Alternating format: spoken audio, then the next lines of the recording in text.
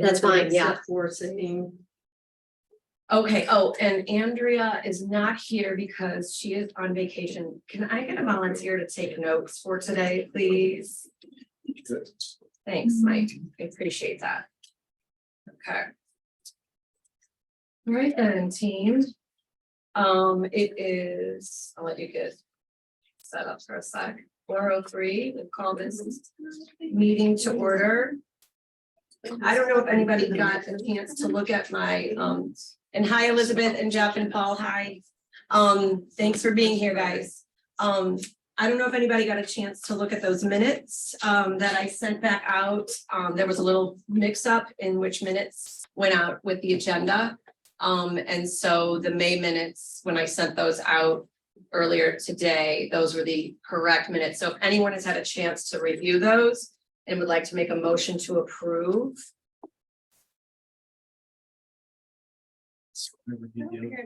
Yeah, sorry. I know. Yeah, no, they were from We yell at her. April. Okay. What is my, what is? She wasn't in that email. Oh, that's okay. That's okay. She said she replied to all.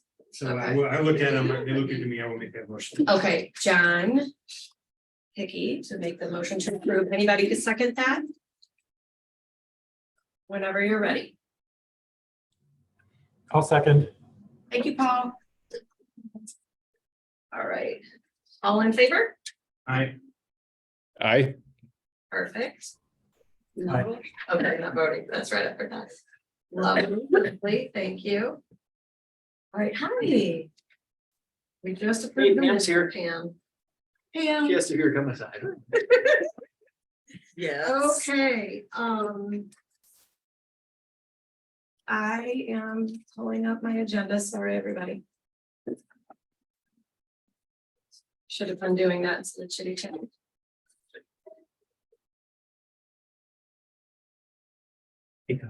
This week I can get a paper right now. Getting into writing a pencil. Things are gonna go down. These kids that got some done. Eric's office maybe. I can go down. Or Katie's. Okay. Our next item on the agenda, sorry for the delay, all, our visitor comments. And we have visitors here today, And I have one from. and you have an email. You want them first, Wonderful. since they're here first. Yeah, hi. Do you guys want to introduce yourselves, please? Oh, I'm Amir Schmidtman. I live at 34 Greeley Avenue. And I'm Yael Shomorni, and I live at the same place. Yeah, you've zoomed in before, I right? did, To talk yes. about one of our favorite things, leaf blower noise. Yes, yes. How can I forget? Yeah, that's, And you I'm agree. I can still talk about it today. I have a few things to add. So can we. Well, thanks for being here with us today. Floor is yours. So we came today, I mean, with three issues. The leaf blowers is just getting crazier and crazier. The other, probably because almost everyone around us, they hire those companies to, and at least in two cases, it seems like I have to apologize for my English. It's gonna. Oh, no, it's just too noisy right now. But it seems like at least two of the houses, the people who mow the lawn or do whatever they do, to prove that they do a good job, there's one person going around with the leaf blower constantly. And we're talking, level of noise that is just unbelievable. And also, I mean, you smell it, the whole block. So, yeah, wondering if there's if it's possible to maybe decide that if people want to use leaf blowers, either they can use it only 3 or 4 days a week, or also, there's electric blowers. There's no reason to use those horrific noise polluting air polluting ones. Yes. That's the one thing. Yes. Another issue is we have a creek running in our backyard. It's actually, I think it's supposed to be spring water. It's the one that goes to Spring Street. Okay. And it does have water all year. And the majority of the neighbors around the creek, one has a bird garden, we have a wildlife garden, another person has chickens. And then we have the one person right above the creek with that perfect lawn, you know, that poisons every little thing on it. And she also feels that she needs to spray for mosquitoes. And she refused to. Now we're all hostages. And it just doesn't make any sense that the person who pollutes and poison everything has more rights than the rest of us.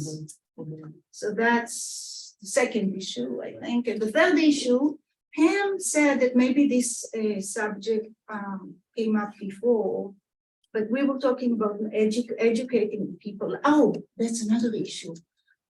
It's amazing how much people really don't know. And like there's a person who poisons chipmunks. Poison chipmunks? Yes, Hardcore. yes. And if you know how many people in Webster poison little creatures, and I was amazed by how many people don't know that owls and hawks eat them, Yes. and they really. So I was thinking about, and I don't have answers and I don't have solutions, but more about education. But then I was thinking if anyone ever thought about doing a garden tour of people who do keep sustainable gardens. And because the reason I'm saying it, because I was sharing some plants lately with the Webster groups, and people came over and asked if they can take a tour of the garden. And then they saw our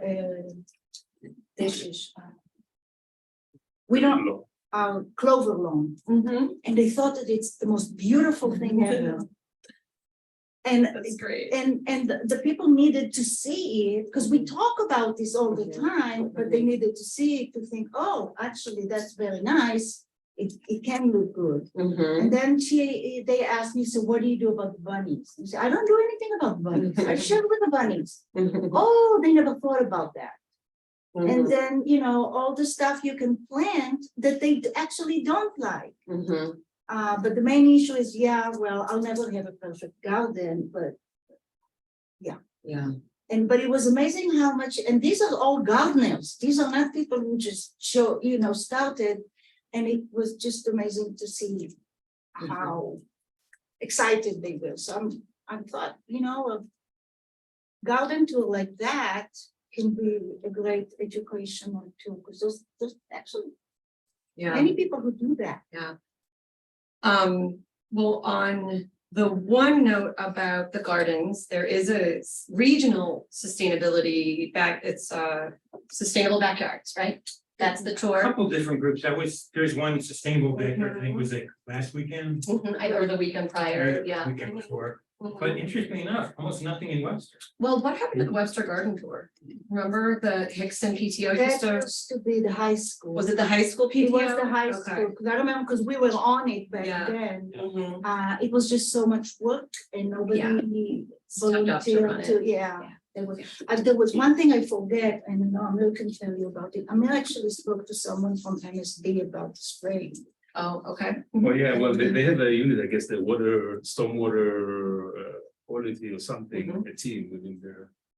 And I told them the same thing, they just described, but the neighbors, he said that they'll start by education, basically hanging pamphlets on doors of in the neighborhood, that we talk about how to be responsible about spraying. To reduce, But Start with that. I was wondering if, because this is a major change, I thought, in the attitude of MSD. So, and I wonder if, Webster can work with MSD on that, because people are opening up to it.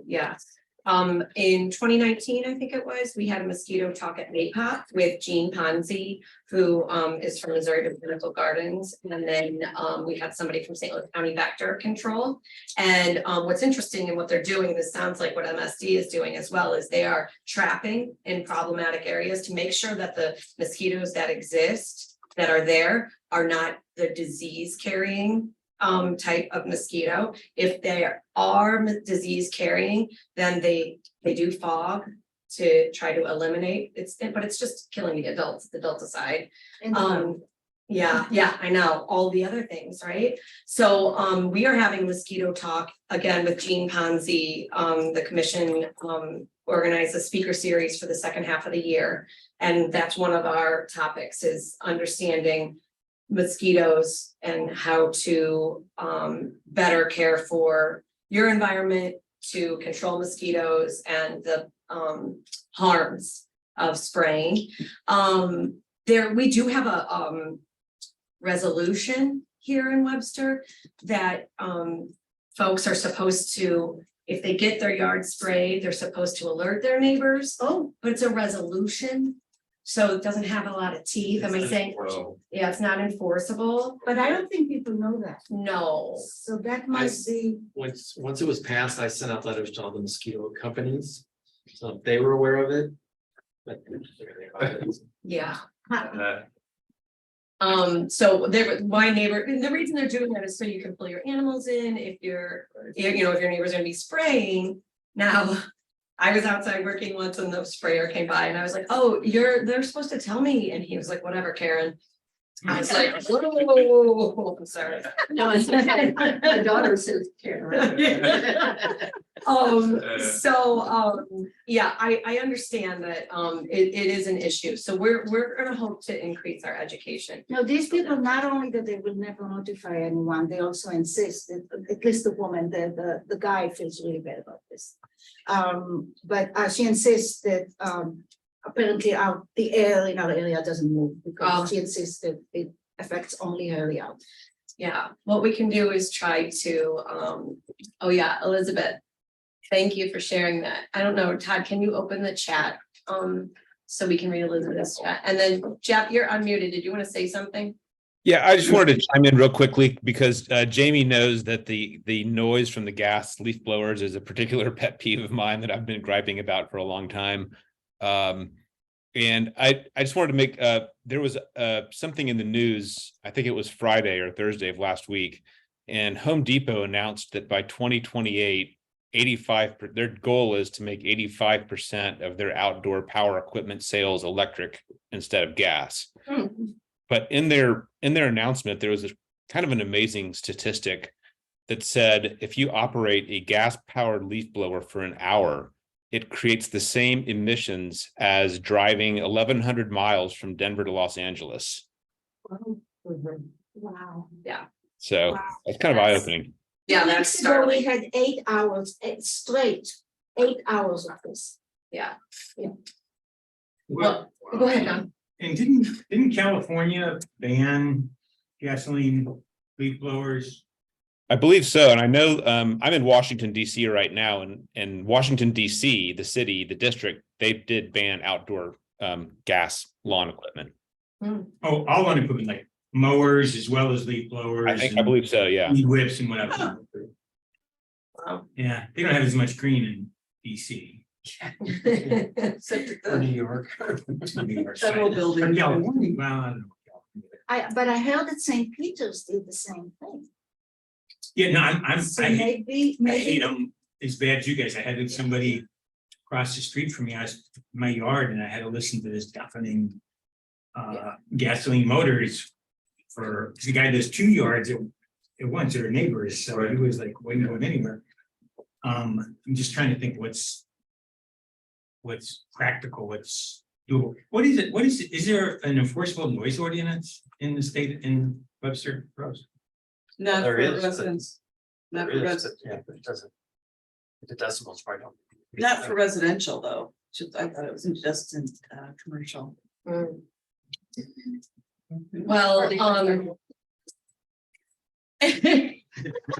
We have just the construction. So it's. Right, I think that's what it's, yeah, I know it's come up with me with different noise making methods that neighbors have asked me about that, and I've asked and looked, and we don't have a performance standards for residential lighting or sound.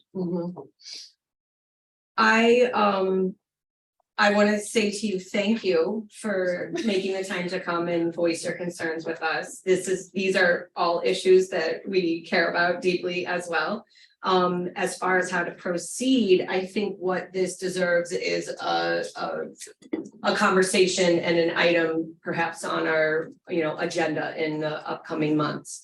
We do have our sustainability plan, and there are items, related to what you're suggesting or bringing up as issues that are a part of the plan. Now, we can't do all the things, as quickly as we'd like. But I do appreciate your concern with these things and sharing them with us. And I also know that just regionally, there's a couple of municipalities right here in Mid-County that we're working together on trying to share ordinance language and ideas, and I am seeing them tomorrow, and I will bring this up as well with them to see if it's come up for them and if they've addressed it with ordinance language. I know lighting has come up with in Brentwood, just adjusted their code for lighting.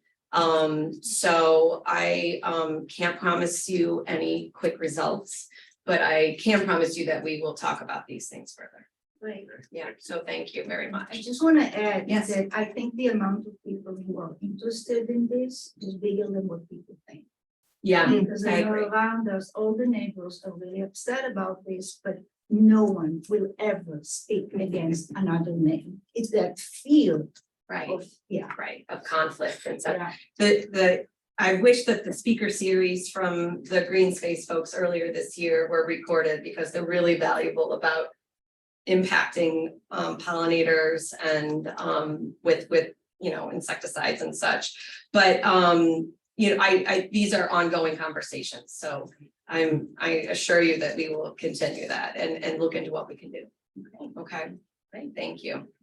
Thank you. And it's up to you if you want to stay. No, but Okay. let us know if you ever need us. I appreciate it. And Pam has your contact information. I think you emailed Yeah, her. Is that yeah. how? Both, yeah, both. My Right. phone. Yeah. and email. Wonderful. Awesome. Great. Thank you very you. much. Thank you. Uh-huh.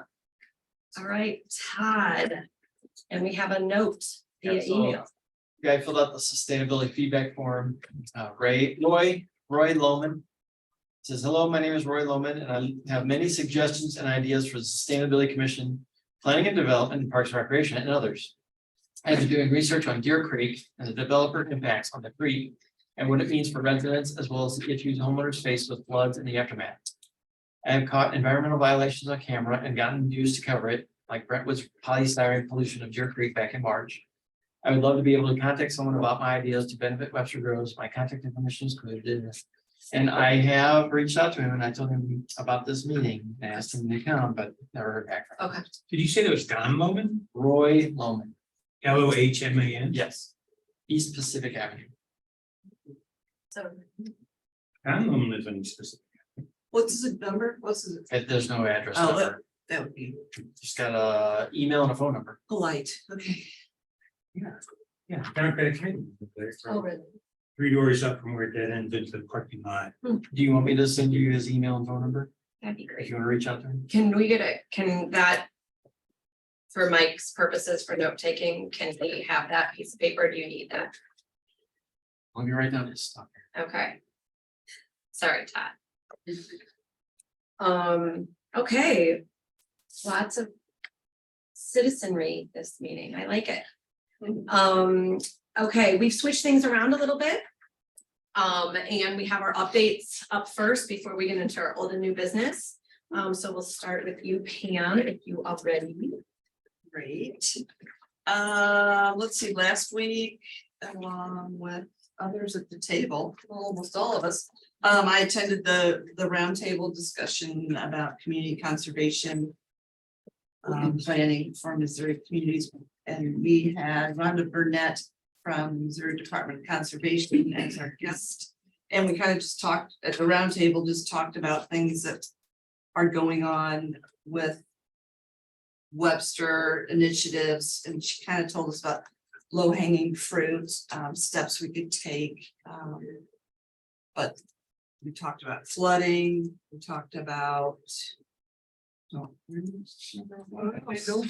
But we did talk about some key points. My notes are back here, which I can go over. But anyway. So we did that, and then at night, she gave another presentation, which was good, and she essentially backed up some of these policies that she talked about with case studies. And that was very good. I took 2 copies of the guidebook, the manual. Yvonne has one, and then I got another one for Mara.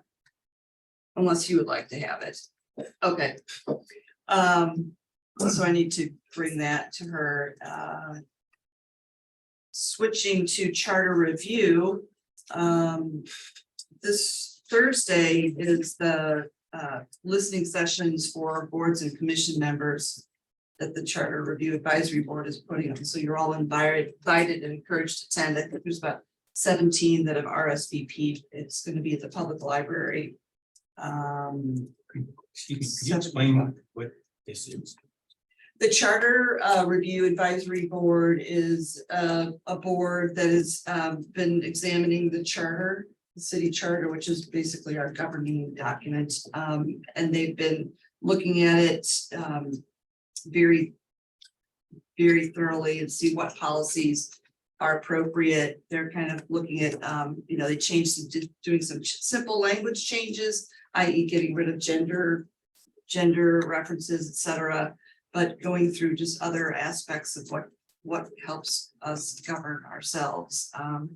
And so they did a survey, which ended about 2 weeks ago, and they identified kind of what community was responding to. And so they're going to go over basically the survey and see what commission members and board members would like to give input on. So this is our chance to kibitz with charter review. Correct. Yeah. And they're doing several levels of community engagement. They've had focus groups of certain community leaders. So this is the opportunity for boards and commission members to attend. And then in August 9th at the Recplex is going to be a public town hall. Nice. Did you say when the boards and commissions thing is again? It's Thursday. It's Thursday, Thursday. 7 29th. o'clock Mhm. at the library.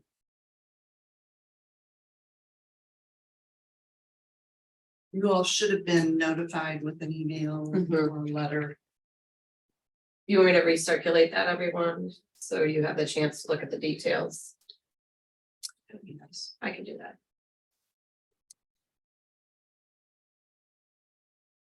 Okay. And otherwise, that's all I have. Thank you. That's a lot. Thank you, Pam. Okay, Todd. Vera and I, well, mostly Vera, have been working on these grants. Hey, Vera. It's a Vera collaborative effort. of Vera public works. got the EV charging one in because I was on vacation. She got that one submitted. And Good job. now we're working on the Safe Streets and Roads for All. We finished the narrative today. I'm gonna try and finish the budget numbers tomorrow. It's due on the 10th of July. So hopefully we'll get it turned in, the application turned in on the 7th.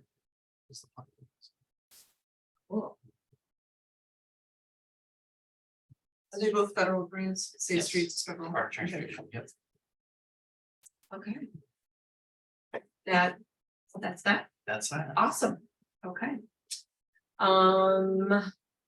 Fabulous. Just one thing I'd like to say, but I forgot. So we're just gonna move on to old business. We're gonna try to do this in a little bit of a speed round. As far as on the agenda that I have SIUE. Todd, do we know if that's made it onto a work session agenda? It's yet? not going to. So It's not gonna be work you guys session. have it in your budget to spend it. Okay, so what, And the budget was approved. yes, okay, I was wondering about that. I was reviewing my notes and it said it has to be on the work session agenda, so okay. So now what do I need to do? What do we need to do? Anybody wanna help? Probably reach out to, what was it? Dr. Locke, Yeah, Dr. Uh-huh. Locke. And, we can get scheduled set up. fabulous, okay. And then as far as details about like the where we'll put this student, all that jazz, we'll work that I'll out. have to figure that out. Okay. Because I did not mention that we had sustainability coordinator interviews this past week. For the grant that we have for the sustainability coordinator, so we had 3 people interviewing that. So And the that's interviews great. are complete. Yes, Nice. so we got that person coming on, we got the Intern. greenhouse gas intern coming on, so yeah, it's gonna be busy fall. Mhm. Indeed. Okay, thank you for that update. In the green dining district, world that Amna and I've been working on, I just ran into, Eric just told me that, everything that Amna and I went through and kind of cleaned up the language and tightened things up a little bit and increased the amounts to be granted in our micro grants. I'm gonna share all that out with you. Amna and I are gonna give it one more look. There's one thing that Mr. Peterson wanted me to tweak. As far as like all of Webster, instead of just naming out specific business districts. The Green Dining Alliance wants to Because there are keep it, restaurants all over the place. yeah, wants to keep it obviously like logistically a little bit tighter. But I feel like we'll just, outside of the Lockwood and, Big Bend stretch, we'll just call those like bonus. We'll figure out a fun way to turn them into this whole Webster Groves Green Dining District. So I will work on that and get that to you later this week.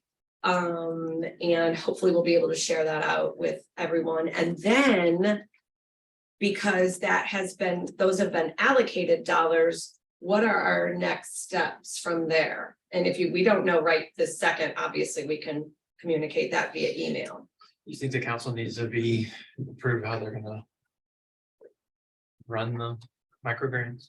I think it would just be good to have an update. I don't know if they need to. Approve it. Right. Yeah. Okay. Yeah. So just an update. I do have a question. So Yes, we had a- you're talking about for, the outlying or peripheral District. restaurants. Mhm. When you said they're a bonus, is that you're calling it a bonus for whose benefit? Does the Green Dining Alliance really say that our square miles, your 6 square miles is too big to make a district out of? I don't know that they've said that that's not ideal. I think for them, like. The South Grand District is, from here to Right, here, right, okay. and the loop is from here to here. So I think just logistically, I think they find it more attractive to have like a tighter. Right. Area. I don't know that they've ever experienced, something with a little more widespread. I mean, from the business restaurants. development point of view, I know that they're trying to do the opposite and make everybody kind of in the same network, Yeah. even though they're legally not. Right. So that's why I was just wondering who you were calling it bonus to. Yeah, and that's just a term I picked out of thin air. We can just, we'll figure out the right way to word this, so there's inclusion. Yeah, That everybody yeah. feels like they're a part of it. Yeah. And just, if let's just say like Green Dining Alliance is looking at how are they gonna spread the word on this, and they have a little map. Like for the Right. other districts, they're tight. So what does it look like when we zoom out and have Webster kind of all over the place? I don't know, but I think that's probably their line of thinking. I'm making a big assumption there, but I feel like we'll be able to figure all that out here. Great. Can I add something really quick, Jamie? Yes, please. I think also Ben was very doubtful that we would get to the minimum required percentage of restaurants being certified in order to be a green dining district. So it's like there's a minimum of 25% of all the restaurants within the defined boundaries. And so Jamie and I were talking about what all the restaurants even are. And I think we actually, I don't know, maybe we're overly optimistic, but I think that we could actually hit that target, including the entire, Webster Groves municipality. So yeah, that was the sense I got, was that it was more that we would be really limiting ourselves or challenging ourselves by trying to make the entire Webster Groves a green dining district. Thanks for remembering that, Amna. Yeah. But I agree with Amna too, that our assessment, and I mean, I'll speak for myself. I'm a cup, glass half full kind of gal. So I'm like, oh, we shouldn't have any problem getting all these, restaurants on board to become a district. So I'm hoping that kind of. Is everybody on in the passport that's in the Green Dining Uh-huh. Alliance? They all have a page in the passport? No, Okay, yeah, I'm not sure how that little program Okay. works. Yeah. So Green Dining Alliance has, as like a perk of membership, is they have this little passport and you can take it to like the living room and get a, buy one, get one latte or something like that. There's little coupons and fun things in this little passport book, but it's not all the restaurants. Yeah. So what is their movie about? What the right districts are, like Old Webster, Old Orchard? They were thinking just like, because this is such a natural geographic stretch, right here, Old Webster and Old Orchard. And Basically Lockwood. yeah, yep. But I feel like, it's harder to get chains like franchises on board with the Green Dining District just for the, for the various levels of certification. So some of these are gonna naturally not be a super great fit in the or what's it called, Yorkshire? Yeah, Yorkshire. Thank you. I can't ever keep that straight for some reason. Anyway, so we'll see. We'll see what happens. And I think, definitely offer it to, to hopefully most of, or if not all the restaurants and see what happens and just have Ben kind of, we'll just figure it out. nice. Yeah. It's exciting. Yeah. How many restaurants are there in Lake Shore? Is there like In the what? 2 or 3, like on your big station? In Yorkshire? Oh, no, there's. Bunch, Yeah, Wingstop? Fuzzy's, Wingstop, Penn Station, sushi place? Yeah. Jimmy John's, Sushi Place, what's the big one in the end by Dom? Hot shots. Yeah, there's 5 or Yeah. 6 in that strip. I really don't spend enough time on the Yeah. big station. Okay, get out, buddy. Whenever you get your car back. I can Fuzzy's at least once every couple of weeks. You good there? Fuzzy's tacos? Yeah. That would be a good one. Yeah. Okay, so that's the Green Dining district information. When Amna and I get that, like I said, get that button up, we'll send that out, share that out with you all to take a peek at. And then give council an update on that, and then we'll hopefully be able to proceed. Okay. Our speaker series I've been working on with Carla and Elizabeth. We have pulled together the blurbs for the speakers, and Carla is writing a brief intro so that we can share that out as well, give it to Jenny Starkey to share with WKT and start to be able to publish that and share that on our page on the website. I've spoken with Jenny. We're going to try to schedule out as much communication as possible via socials so that folks have it on their radar a few weeks out, the week before, a couple of days before, day of. So we're really keeping that on people's radar. Yeah, so that's the update there. And then our Grow Solar, our Solarbration. I want to thank Karen and John for meeting with me in May. I know, feels like a million years ago. And we discussed the benefits of or trying to figure out the best way to share the benefits of these programs.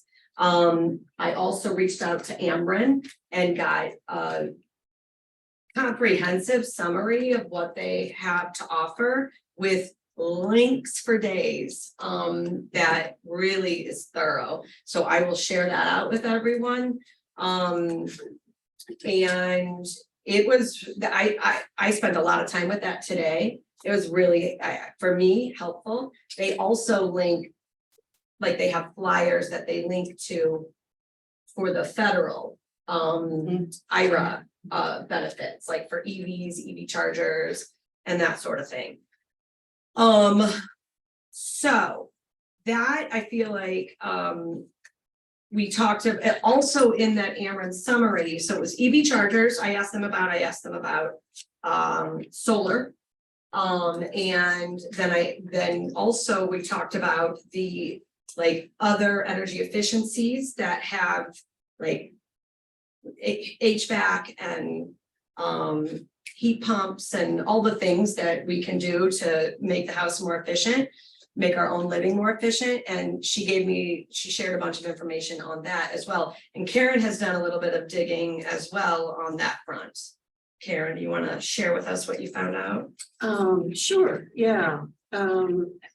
I didn't look at Ameren first, which is good because I found a whole lot of other stuff. Mhm. And as it turns out, Ameren is a good supplement. So I'm coming from the point of view that the solar stuff is absolutely wonderful. And that it is not the cleanest alternative to energy sourcing. Energy conservation is the cleanest alternative, and it's also the cheapest. And it's one that puts money directly into people's pockets. And especially people who can't afford to think about things like solar or even heat pumps or electric cars. You insulate a house and you fix windows and doors, and that saves energy, which means that energy doesn't have to be created. And people have more money for food and medicine. So the IRA is great for that. They have incentives for the next 10 years that for the most part, they will provide 30% of the cost of, and I just isolated what I've written down here to the things that are directly related to conservation and efficiencies.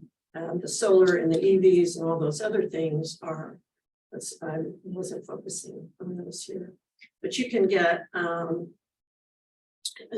to $600 per year. You 30% of the cost with a cap of $600 for windows and skylights. The same thing for panel circuit upgrades, which would help with the EVs. Insulation materials, 30%, period, no cap.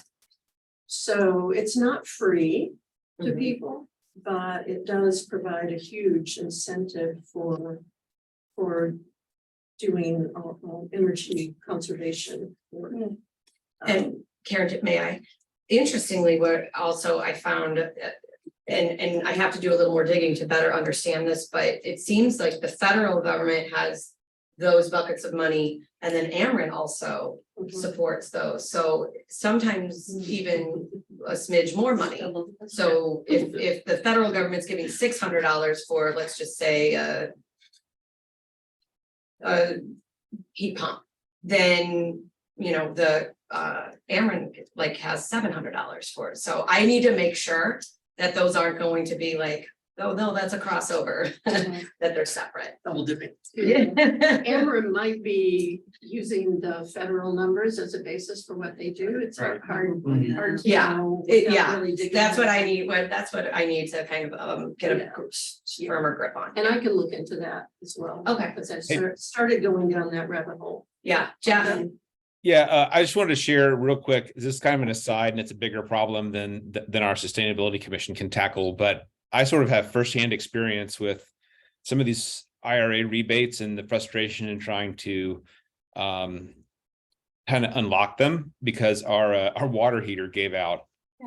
And so I started researching a heat pump water heater as an alternative to a gas water heater. And I knew about the IRA and what was in there. So I went to Ameren's website and they have a list of qualified contractors who I thought would be very happy to put in a heat pump water heater, which is probably 3 times the cost of a gas water heater. But the rebate in the IRA was 30%, I think, or maximum of $2,000. I had two of the Ameren qualified contractors, the big HVAC or plumbing contractors in the area, come to my house and give me a bid. And they both had no idea what rebates were available from the IRA. And then they proceeded to say, you don't want a heat pump water heater. Those are awful. Your basement's going to be a wine cellar. They're noisy. They're too cold. You don't want them. They don't work. People hate them. And it just blew my mind that these are the people Ameren has as their qualified contractors trying to electrify parts of our home, and they're talking up gas as the preferred alternative. And meanwhile, the troubling thing here was when you don't have your water heater and you don't have air conditioning in the summer, like these are not things you're going to wait months on to try to Yeah. research, Right. and Right. you're just going to make a split decision. So yeah, it's just I think it's a big gap in implementation of the IRA, but like I said, it's a bigger problem than this commission can handle. But it's it's one of those things that just struck me as it sounds much easier than it Yeah. is. What did you end up doing? I bought just a replacement gas water heater. I mean, we had been without I don't know how long, and I was tired of cold showers.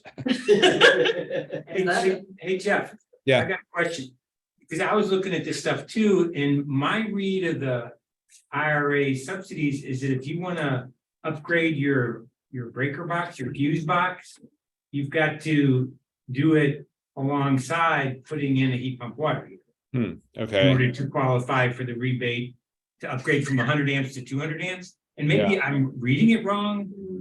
Does anybody know the answer to that question? Because I think it's another example that But yeah, that's a great. But a lot of people need to upgrade their breaker box. I do, but Yeah. if I gotta put in a heat pump water heater at the same time, it sounds like that is more hassle than it's worth. Right. Well, a lot of people go, they told me that I would need to upgrade the circuit to be able to accommodate a heat pump water heater. And same people run into the same issue with people installing EV chargers or heat pumps. Yeah, for an EV charger, you need to go from 100 to 200 anyway. Yeah. But it's Okay. frustrating. Yeah, Oh, it's frustrating, but I'm glad you told us that, because I was about to go down that same rabbit hole. Yeah. Go Like- down it with different contractors. Right. the list of contractors of resources on Ameren's site, I was like, dozens. I was scrolling and scrolling. I was like, this is impressive, but maybe they didn't vet them as, Probably not. yeah. No. I Um, had 3 contractors come and give me bids for a heat pump for our upstairs heat cooling system this summer. And Vogel was the best. They had all the tax credits lined out for you. And they also had like a section that showed your environmental impact for each of the different heat pumps they offered. So of all the 3, I had Climate Masters, which is located in here in Webster, and who we normally use. They were not interested in putting in a heat pump. And then I had Hoffman and Vogel for sure had the most environmentally sound presentation. That's good to know. Elizabeth, you're a guinea pig for a lot of the things that we're doing. Thank you. Follow-up question, Elizabeth? That was for a heat pump for like heating and cooling and not a water heater heat pump, right? Correct. Yes. To replace our air conditioner. Yep. Okay. Thank you. Okay. And I just. Yeah, oh yeah, sorry. Just quickly wrap where I was going with this. If we're doing the Grove celebration, Mhm. which we are, Mhm. something we didn't really talk about here yet. This can go in tandem with that. It's basically what would need to happen is an education and outreach program. Mhm. It's really, I mean, you don't have money you can hand people right Right. off the topic, but if we're rolling out something that has to do with energy, I feel strongly that we should also roll out this side by side with it. And we don't have to do anything except for have education and outreach materials. Yeah. available. I think that the celebration would be a natural place and, for like Ameren to table. And I wanted to ask you, do you have stuff to add with the research that you've been doing? Well, I did a earlier round with Ameren for subsidies for attic insulation and windows, doors, and work with different contractors and all that. So I think that's good. I think we should divorce it from the celebration, because I think people can take so much information. And if you give them too much information, nothing happens. And so I think it should be sequenced. We do solar first, and then we do EE. Energy efficiency. Next. We do have a next year of speaker series as well that I I also feel like with IRA just being passed into law at the end of last year. And the report of, installers not exactly even really understanding what's going on, like this is a heck of a learning curve for a lot of people. And so hopefully, in the next few months, we'll see an increase in understanding of what's available out there and knowledge base on and from installers. That's like what I want to be able to help people plug into as much as possible. So yeah, I think all of these things are important pieces, and let's figure out the best way to communicate this to Webster. And I do have Residents. another thought that I Yeah. thought of is that part of the $100,000 pot that you all have Mhm. is for setting up a residential micro grant Yeah. program for solar and EV charging. Mhm. So you Mhm. could start off with maybe you can get it in something in place in time Yeah, to talk about the micro grants. Yeah, and then to follow up on that, I think that's I know the Grow Solar program, that the sort of off the shelf version is you have a kickoff meeting where people Mhm. come and get information. I think that kickoff meeting is a start, but I think pending afterwards, having an actual tour where you can go to people who have solar in Webster and look at it and ask them questions, just like Jeff was able to tell us like nitty gritty details about heat pump water heaters. Yeah. That was really helpful. I think for a lot of people, the idea of going solar is a bridge too far and they need to like see it and touch and it. talk to people. Do that Talk to first. people. Yeah. And that, so it seems to me that doing the Grow Solar presentation with the preferred provider, then doing the tour, Mhm. I think you need to do them both together to get good uptake. And I think I've never done a tour like that, but I've been on them. That's a lot of work, because you got to recruit the places, you've got to set up the software where people sign up, you've got to then staff out the day of, and yada, yada, yada, yada. So it seems to me that doing those two things as a tandem is helpful, and I think Pam's point is well taken, that also allows us to tap into the subsidies that are available now, which maybe will help push some people. Yeah. So talking about, trying to figure out the best way to schedule these things. I spoke with Kat Golden from Grow Solar, who's organizing that effort. And we selected, she gave me a list of dates and we went over kind of like what we want to do. And what Webster wants to do, what we've talked about is Solarbration, where we kind of like kick off this program. But when to do it.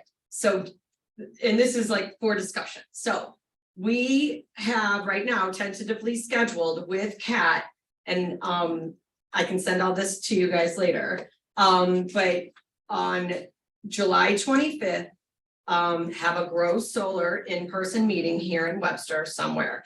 This is where we would share the date of a home solar tour where we've recruited, friends and neighbors, who, and I came up with a list of 5 right off the bat, off the top of my head. So I have firm faith that we can get enough people to participate, and decide how many homes to be on the tour, and maybe just like a 2 or 3 hour span of time if these folks would be willing to stand out in their front yard and talk about what they've done.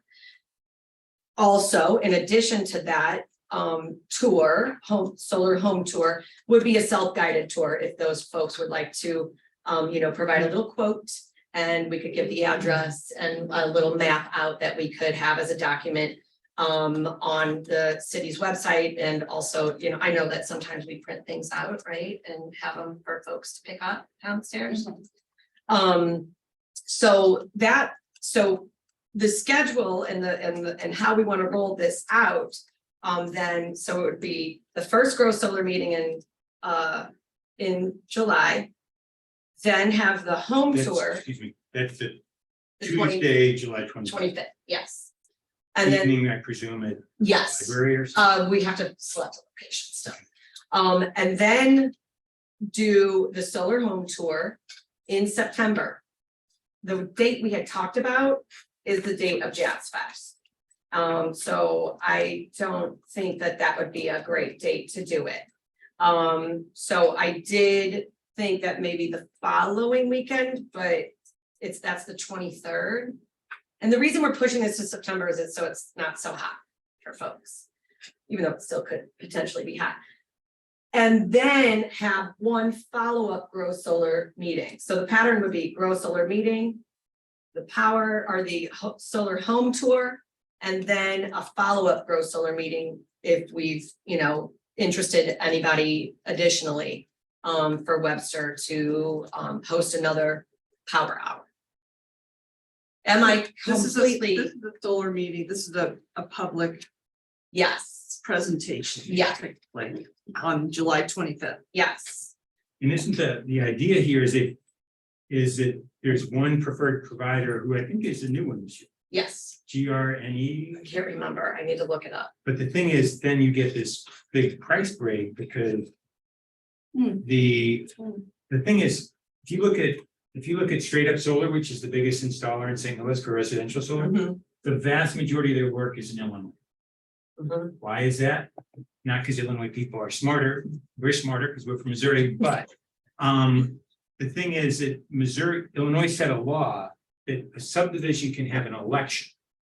The subdivision has and the election is to choose which solar installer to do. And then everybody in that subdivision who wants solar uses the same installer, so they bring down the price. So it's a way state government has done, basically has taken this Grow Solar notion and put it into public practice so that people vote. That brings down like 30% off the cost, and then people are more likely to do it. And I think Grow Solar is similar. It's a pretty substantial percentage you get off of the cost, presuming there's enough uptake in that geography so that the one provider can come and they only have to drive their truck 3 blocks instead of Right. 30 miles. It's a Costco effect of That solar also possibly allow the installer to increase their costs, knowing that they're guaranteed work. I think if they do that, then they get thrown out of the Grow Solar program. I'm just saying, that's, Yeah. if I had 30 houses. It's not just Yeah, one you know. company in there, you bid it out to multiple, right?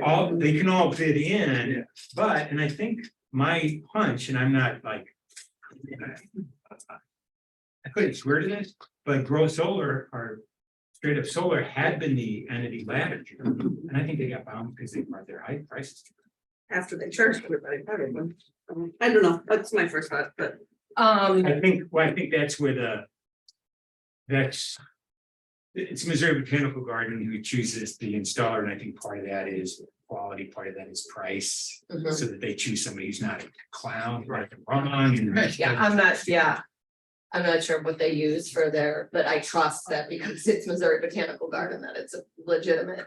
Yeah, and I would hope nobody would be fleeced. On that. So do we feel like that makes sense? As far as like, introduce the Grow Solar, have a solar home tour, a couple months later, and then do another Grow Solar power hour, does that make sense to all of you? Can you videotape the July 25th? So I did ask that question, and Kat said that they are not recording the in-person events, but there are going to be multiple virtual events that you can watch at your leisure. And she did send me some more dates to consider if those dates don't seem to work out, or if you all think that we should tweak that schedule a little more. So I'm open to your thoughts and opinions.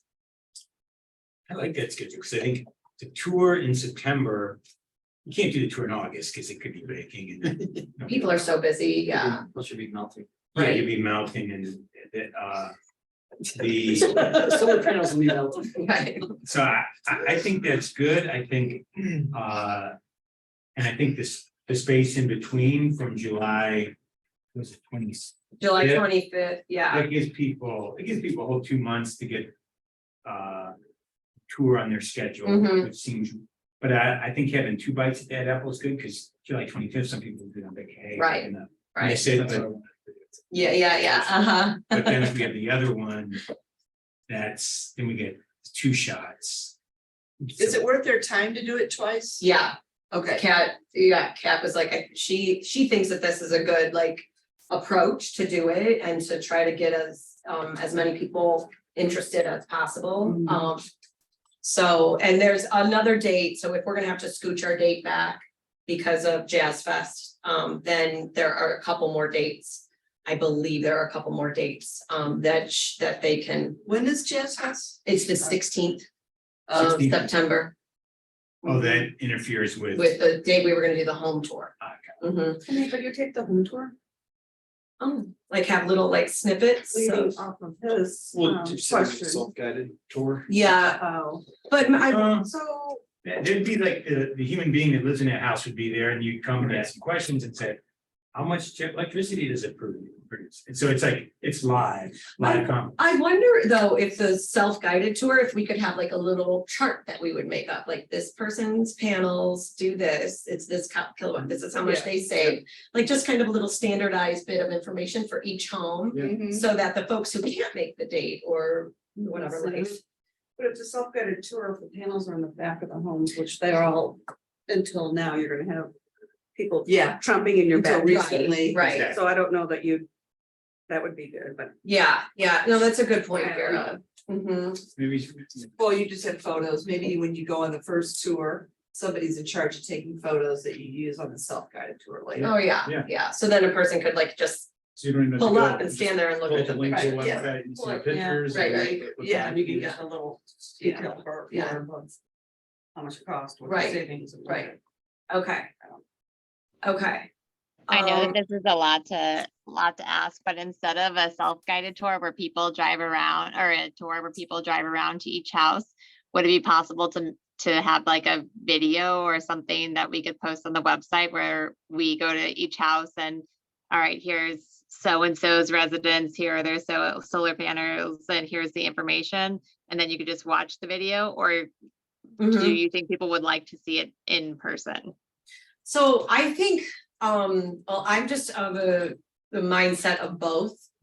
So if the self-guided tour turns into a video, that's fine as well, but I do feel like the conversations, for instance, I've mentioned this before, my neighbor, he has panels and he loves to talk about them, and I feel like he wants to share information with folks. Not that he couldn't do that on video, Elizabeth, but could it be a both and, or do you feel like strongly that it shouldn't just be a self-guided tour, it should be a video?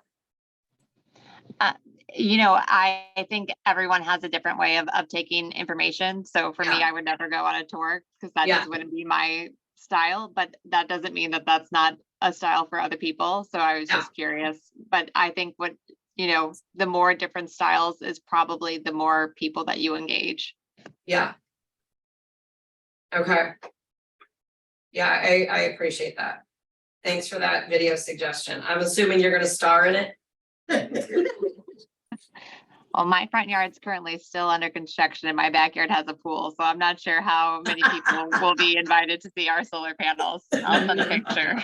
But yeah, that's why we could do a video, but I mean, I think posting stuff on a website, one, it gets exposure out there to other communities too, and I think it just shows that, hey, we're trying here to posting something and saying, hey, come to the store when people want kids or whatever distractions. I'm not gonna make that or whatever, and then they just forget about it. I think that's something where it's gonna be there forever. When they're thinking about solar, they can go to the website, boom, Yeah, pull it up, have all the info ready to go. What about the liability of going into people's backyards with a pool? yeah, that's a Kids, good or with question. dogs, And maybe like, for instance, like things of that. a handful of the people that I thought of, theirs are in the front. Okay. So that it wouldn't, or like from the side, you can see it from the sidewalk. Okay. But yeah, we'll definitely have to address Mhm. that type of, especially if it's city. But these home tours are way popular. I was on the Sustainable Backyard Tour weekend before this. There's easily 20 people standing in each backyard, and this is Maplewood and Brentwood and It was everywhere. It's U City. Where's that? There were 34 houses on it. They were all over, including U City. Wow. I mean, They're all, but yeah, these things, these home tours of Yeah. green activity are crazy popular. And I believe, like, my thing is, I want to put my eyeballs on it because I want to look and see, okay, how much shade have you got? How what is the pitch of your roof? How do you get, if you put the solar panels on your garage, how do you get them to your house? I mean, Yeah. it's all about the details, I think. And what do they have as non-live information? Do they have printed? Is it on a website somewhere? There's a website that lists, okay, here's the places on the tour, and it's, Saturday between 10 and 1, or whatever the time frame is. And then you just go, you got the list and you can say, okay, I'm So gonna, there's no you can't follow up and refer to where you went on the tour, just like we're talking about, having the other information available most of the all the people time. at the tour would have like an 8.5 by 11 white, black ink handout, like, here's like, Here's their little Nice info here's the about bullets, their here's yard, the yeah. species I've Yeah. got, here's how many gallons my rain barrel holds, whatever. How often Okay. is that tour? Was that a Annual. green tour or is that, okay? Mhm. There's like 3 different groups that do it. This is a sustainable backyard tour, which the Wild Ones did. Audubon has a tour that they do called Bring Conservation Home, BCH.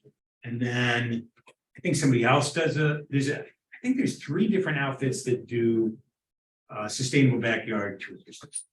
Would we wanna, because Kat did ask me to for like grow solar purposes, because they have a larger reach in the region. If we wanted to, she said that she would include the home tour on their communication as well, if, folks from around the region would be interested in just seeing what's going on, so. Just like our holiday house tour, guys, we're gonna be so popular. Okay, awesome. Thank you for that conversation. I will write this up so that it all makes sense and share that out with everybody in my summary. And get back to you on the finalizing those dates as well. Okay, in new biz. Yeah. Have you thought of where we launch from? So right now I'm thinking either Llewellyn's, because they have panels, or Olive and Oak, they have panels. We could pick a more neutral spot, but I have not reached out to anybody yet because these dates are all still so fluid. Does anybody have I any think- suggestions? I think either of them are great. I think having a place with lots of parking that you can start at. Yeah. And then I was like, oh, we could have Ameren table there, Grow Solar could table there, all right. Okay, in new business, and I'll try to speed through this, y'all. I already talked about, because I was really excited about the Ameren stuff. I already talked about a lot of that, which, what they have to offer to residents and small businesses and, their resources. So I will share that, that information with you all. And then the other item in new business is the MCSC, the Mid-County Sustainability Consortium, that I mentioned to Yael earlier. That is Clayton, Maplewood, Brentwood, and us. We're presenting at a sustainability lab. If you've heard of those before, run out of 1STL. And that's gonna be tomorrow. Oh, what time? 3:45 or something like that. You can Zoom, it's recorded. You don't have to, you know what's going on. What are you presenting? It's MCSC, and I can send you this too, if you highlight. Jamie, help me here. Okay. So we're, it's a sustainability lab. And that has been something I've been in communication with these other municipalities, sharing ordinance language, sharing ideas. I got to tour Brentwood Bound a few weeks ago. It's really kind of a cool thing born out of the Green Cities Challenge that we're a part of, and just trying to build, well, not just share ideas, but also like build some regional momentum. For instance, like they are all very keen on the no mow. April, thank you, no mow month. I wanted to say May really badly.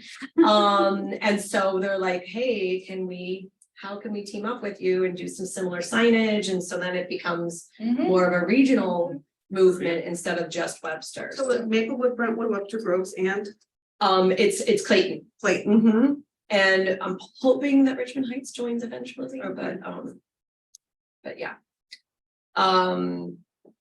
So yeah, so that is a good effort regionally. And then the last item on our list here, friends, is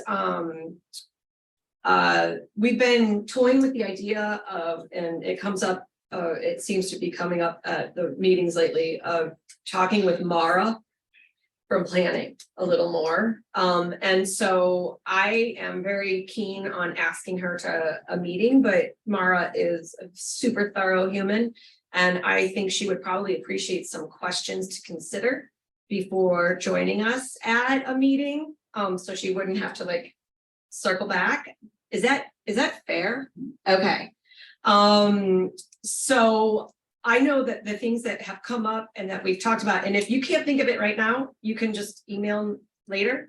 But like I know, John, we talked in the past about the building code and what the latest one that Webster has adopted, our energy code and our lot area ratio, which I know is something that Mara has talked about to council in the past. And I think would just be worth kind of circling back and getting an update on where that is. And so if you have things that, fall under Mara's purview and you want to find out, let's pull together a list of things and invite her to a meeting. So, especially in light of like our greenhouse gas inventory that's on the horizon and that sort of thing. I think it would be great to start a conversation with Mara. Okay, comments? Questions? Yes, sir. Is Mara over the codes inspectors? Yes, And is there still this one for the? yes. The building commissioner's been helping it out. Because the one is kind of overwhelmed. It seems, yeah, that was. Question was about was it seems like we got a code, we don't have enough code inspectors, correct, to be able to. Make the process work. They're trying, they're working hard on it. Yeah, okay. All right, so any questions for Mara, send them my way and we'll compile a list and see if she can come to us. If not in August, then perhaps in September. All right, I think that's it. What, the meeting at Cortex tomorrow? Yes. What, Oh, yeah, you're going to go, aren't you? I am, but I just wanted to see, it starts at 3:45, so it's at Cortex. Yeah. Oh, Oh, wait, it's not at Cortex, it's at Alright. T-Rex, which I believe is on Washington Avenue. Is that right? What address? I will send you the address. Okay. Okay. how long do you think that it's gonna be? It's really tight. It goes until 5. Okay, And then there's like socializing. Apparently there's like a little bar there. okay. So that's up to you if you So want. it's at T-Rex, not at Yes, Cortex. yes. So I thought. I probably misspoke earlier because I'm That's getting okay. all of the X's. That's okay. confused. I was Okay, just trying to figure out where it's at. yes. I'm not sure how much I can discuss EV chargers. I mean, I could talk about the ones we have here. Yeah. There's an Ameren incentive and. And the grant that's, I think, what Well, we So- applied for the grant, but we don't have any information yet. Right. It's still in outer space Sure. in that black hole right now until they. Anna Cott, she is a sustainability planner at East West Gateway Council of Governments. She asked specifically about what we're doing because she got a question from another municipality about EV charging. And so that's Did you what, get one from Clayton? I don't know. Why did they just hit you guys up? They came to us and said, can we get your project narrative? And we're like, we're working on it. Like, we'll be happy to share. I mean, I'm happy to share with other municipalities. We've spoken to Brentwood and Kirkwood, but we weren't ready yet. So Yeah, they just kept saying, oh, I know, I promised to keep it secret. I'm like, we're not done. Like, we have all these comments that's going back and forth between Todd and myself and Dr. Peoples and the NLC, and we're like, I don't have anything to send you. And then they sent me another email and I was like, anyway, that's why I said, Okay. but the city and the county combined forces and applied for the ED grant, or at least they were Okay, going to apply for the grant. are they So- doing that through East West Gateway? I do, that's what I was gonna ask. Yeah. That's what I was gonna ask. So I don't know if it's through the East West Gateway, but that would be, when I saw Cortex, Yeah, I thought that. Yeah. That'd be the. so West. I'm having a meeting with them tomorrow at 2 to find out like with East West Gateway. Okay, To say, tell us, like, help me understand. What is What- a council of government? Never asked about their action plan. For the SS4A. Oh, yeah, So they're they got doing their approved own, last right? year, who did? yes, and so East they West are the Oh, overarching. we want that plan. St. Louis County, and we're like, well, That plan. they will consider ours as a duplicative application unless we show why ours is different. than Different, theirs. okay. We would love Well, we don't know what theirs is. so- Okay. What is SS4? Safe Streets Safe for Streets for All grants, US DOT grant, that's due July 10th. Well, this could be a valuable meeting for us to hear. It'd be good to see, but like, Yeah, I've I reached out to Kirkwood twice and he hasn't responded. Mm, So I don't know how much I'm gonna be able to. Yeah, well, anything I think is gonna be better than me And if stumbling. you all can find over. out that question. That East West Gateway got. Yeah. Before. Or like, if we can. Okay. That way I can sort of be prepared, but whatever. At I'll least get get a name for us to reach out. Yeah, Whatever, I will. So what about the next meeting? okay, we're I gonna know skip you- July, you everybody. guys are gonna Oh, we do- are. Yeah. Oh, I just wrote it down. Yeah, if we get July off, you are such hard workers, you Crack deserve, off July. So the next one will be August 21st then. yes, So we want to have, we'll have a lot of things buttoned up by then, because I'm not gonna. that'd be after the kickoff of Grow Solar. Yes. So I'll just communicate everything via email to everyone to make sure you're all aware of what's coming up and what's on the horizon, and also be probably, asking you to help out with a few things. So that's it. And so then we kick back to August 21. Mhm. I'm out of state that day.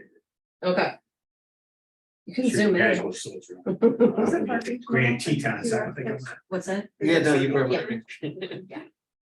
I'll tell them to put your name on the spot. Okay, everybody on Zoom, thank you so much. Thank you. Bye. Thanks, team. bye. Bye. Thank you, everybody here at this table.